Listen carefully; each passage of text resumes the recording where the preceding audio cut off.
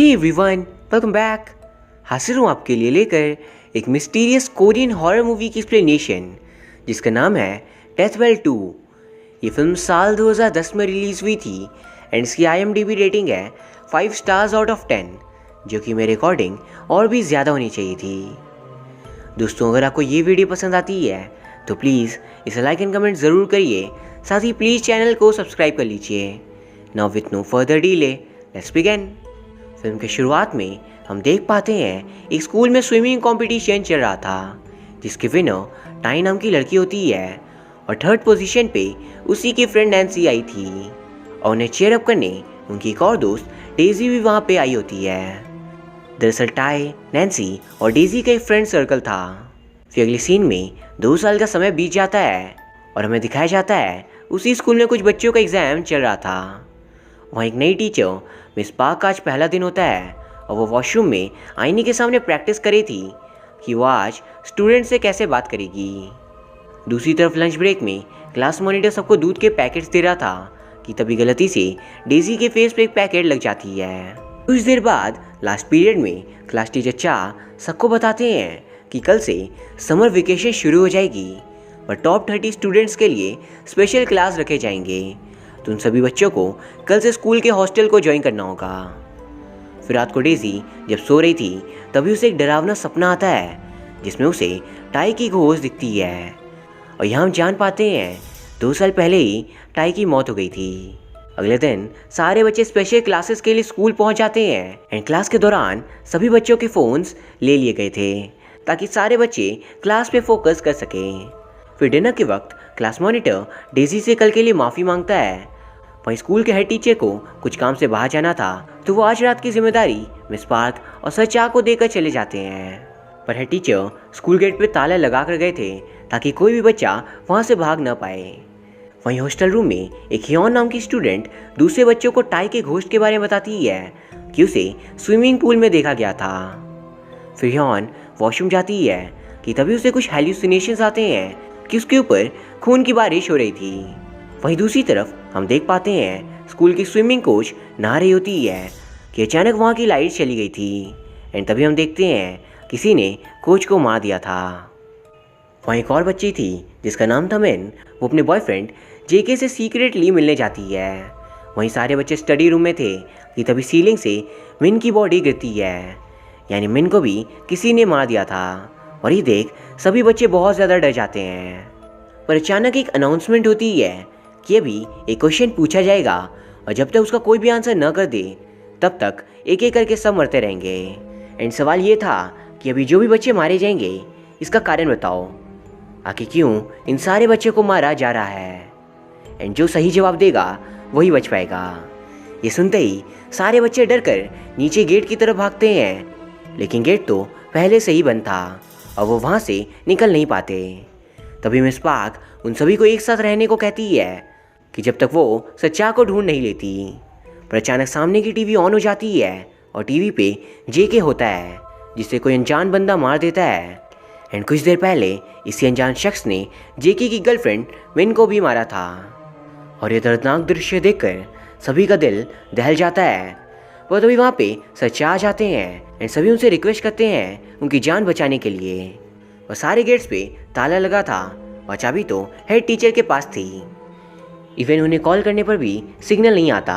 और ये देख सच्चा सभी को मिस पार्क के साथ क्लासरूम में भेज देते हैं और खुद लैंडलाइन फ़ोन को चेक करने जाते हैं, पर उनके तार भी किसी ने काट दिए थे। और क्लासरूम में ये बात फैल जाती है कि ज़रूर टाई की घोस्ट ये सब कुछ कर रही होगी।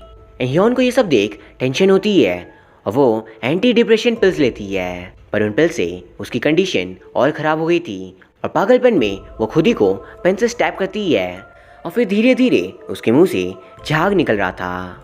पर तभी उसकी फ्रेंड जियोन कहती है ज़रूर किसी ने हियोन के मेडिसिन को बदल दिया होगा, पर इससे पहले वो लोग कुछ कर सके हियोन की भी उधर ही मौत हो जाती है।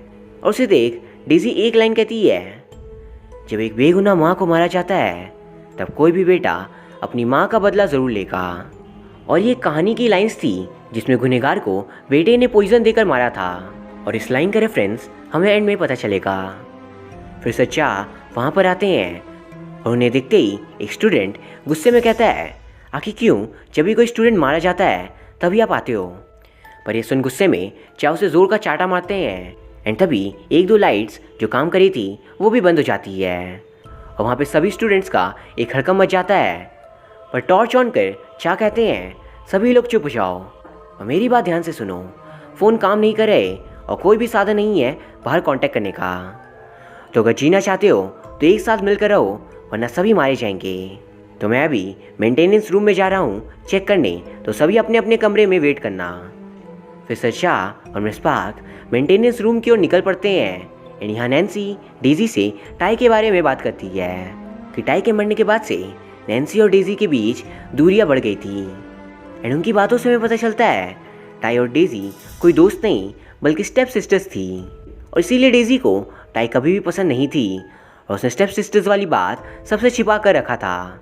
इवन वो दोनों स्कूल में दोस्त बनने का प्रिटेंड करते थे ताकि किसी को भी उनकी स्टेप सिस्टर्स होने वाली बात पता न चले। फिर हम ये भी जान पाते हैं टाई ने 2 साल पहले आत्महत्या की थी और तब से डेजी और नैन्सी आपस में अच्छे से बात नहीं कर रहे क्योंकि डेजी ने स्टेप सिस्टर्स वाली बात नैन्सी से छिपाई थी। पर अब जाकर धीरे धीरे उनके बीच में सब कुछ ठीक हो रहा था। इवन डेजी बहुत ही ज़्यादा शर्मिंदगी महसूस कर रही थी कि उसने कभी भी टाई से अच्छे से बात नहीं की। वहीं मेंटेनेंस रूम पे सच्चा, मिस पार्क और एक इल नाम का स्टूडेंट कटे हुए वायर्स को जोड़ने की कोशिश करते हैं और अचानक लाइट्स वापस आ जाती है।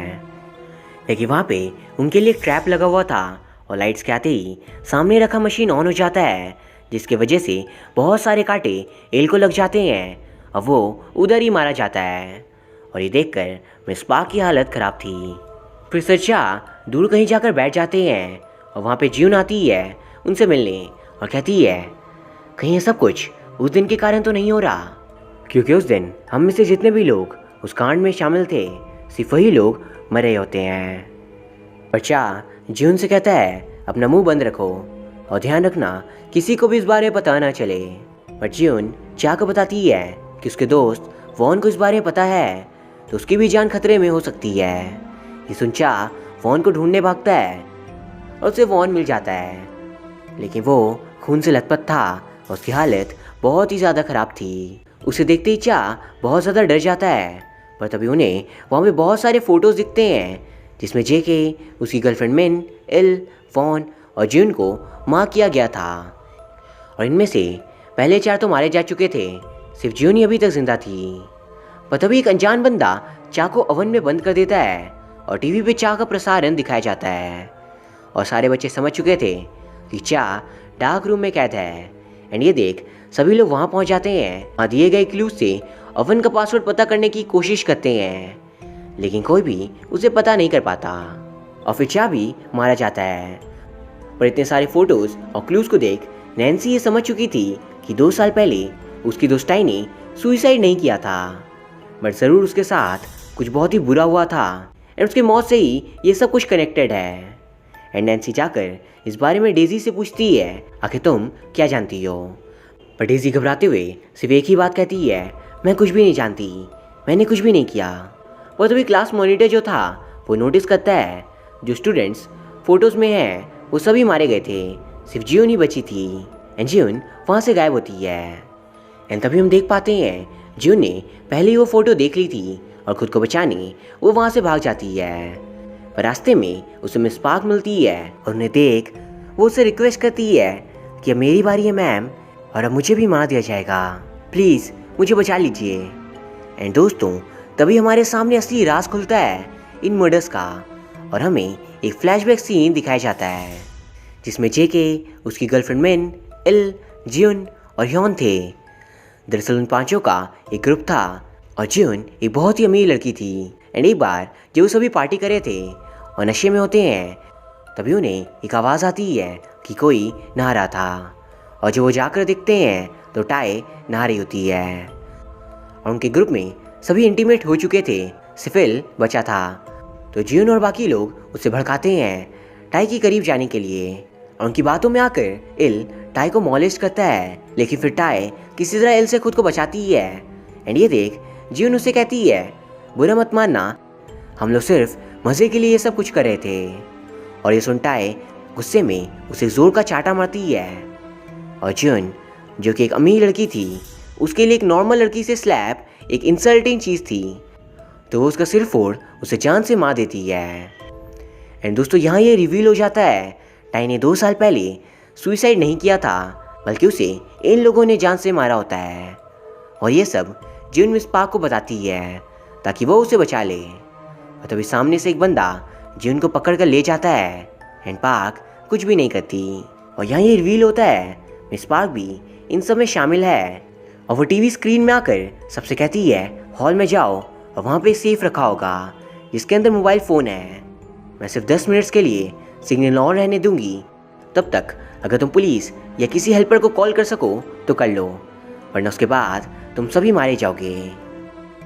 ये सुन सारे बच्चे हॉल की ओर भागते हैं, लेकिन 3 स्टूडेंट्स स्टूडियो की तरफ चले जाते हैं जहाँ पे मिस पार्क थी, ताकि उन्हें वो पकड़ सकें। वहीं दूसरी तरफ हम देख पाते हैं मिस पार्क के साथ एक और आदमी था जिसका नाम होता है जंग। और फिर हमें एक फ्लैशबैक दिखाया जाता है कि दरअसल जंग टाई का बॉयफ्रेंड था। और टाई को मार देने के बाद जून ने जंग को मैसेज कर दिया था टाई के फ़ोन से, और वह उसे वहाँ बुलाती है। ये देख जंग वहाँ पहुँचता है टाई से मिलने। पर वहाँ पहुँच वो नोटिस करता है टाई की हालत बहुत ज़्यादा ख़राब थी, तो वो उसे जगाने की कोशिश करता है कि तभी दूर से कोच ये सब कुछ देख लेती है। एंड ये देख पुलिस को वहाँ पे बुलाया जाता है और ऑफिसर्स कोच, सच्चा और बाकी जॉन के ग्रुप से जंग के बारे में पूछताछ करते हैं। और फिर जंग को दोषी ठहरा दिया जाता है उन सभी के कहने पे। दरअसल जॉन ने सभी टीचर्स को पैसे दिए थे झूठ कहने के लिए, ताकि वो अपने किए मर्डर के जुर्म में जंग को फंसा सके।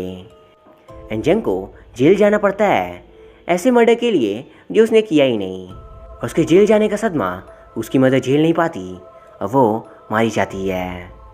एंड दोस्तों, फिल्म की शुरुआत में इसी लाइन का रेफरेंस हमें दिया गया था। फिर हम यहाँ ये भी जान पाते हैं मिस पार्क जंग की बहन होती है, और इसीलिए जेल से निकलने के बाद जंग और मिस पार्क प्लान बनाते हैं ताकि वो उन सबको सज़ा दे सके।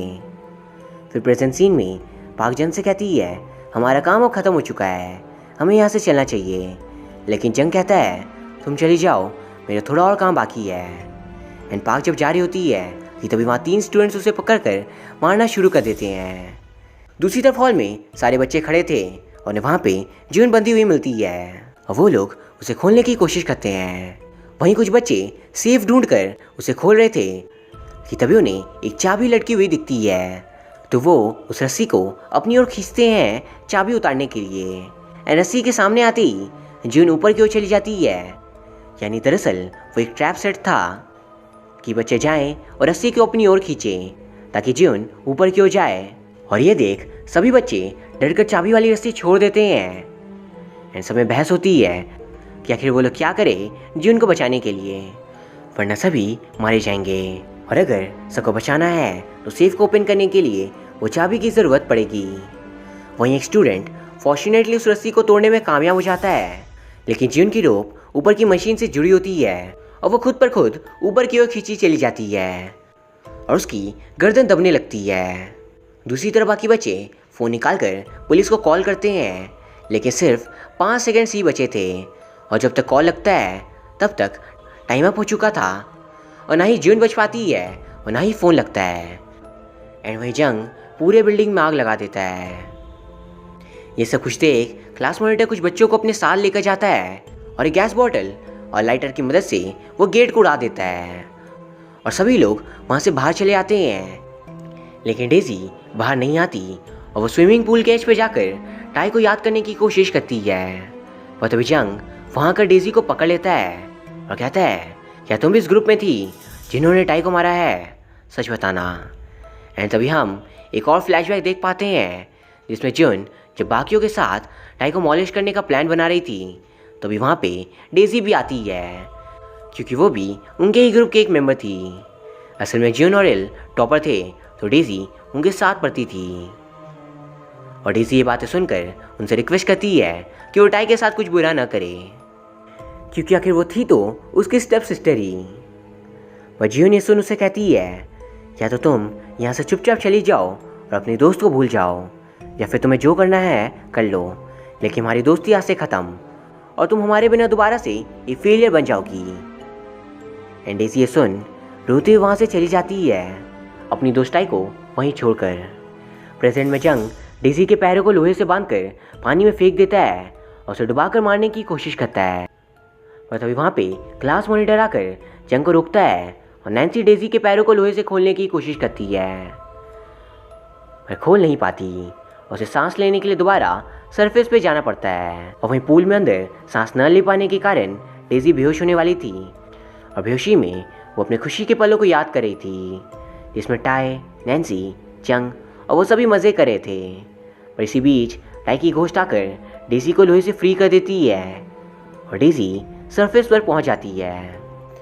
एंड क्रेडिट सीन में क्लास मॉनिटर डेज़ी को सांस देकर होश में लाता है और यहाँ ये फिल्म ख़त्म हो जाती है। तो दोस्तों, ये फिल्म हमें दिखाती है कैसे पैसों के पावर से लोग अपने किए जुल्म को दबा देते हैं। खुद के किए गलतियों के दोष को मासूम पे लगा दिया जाता है और किसी को कानों कान खबर तक नहीं होती।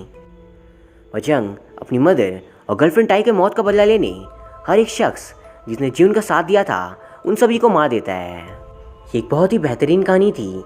एंड दोस्तों, अगर आपको ये वीडियो पसंद आती है तो प्लीज़ इसे लाइक एंड कमेंट ज़रूर करिए, साथ ही प्लीज़ चैनल को सब्सक्राइब कर लीजिए। Thank you very much for watching. See you soon.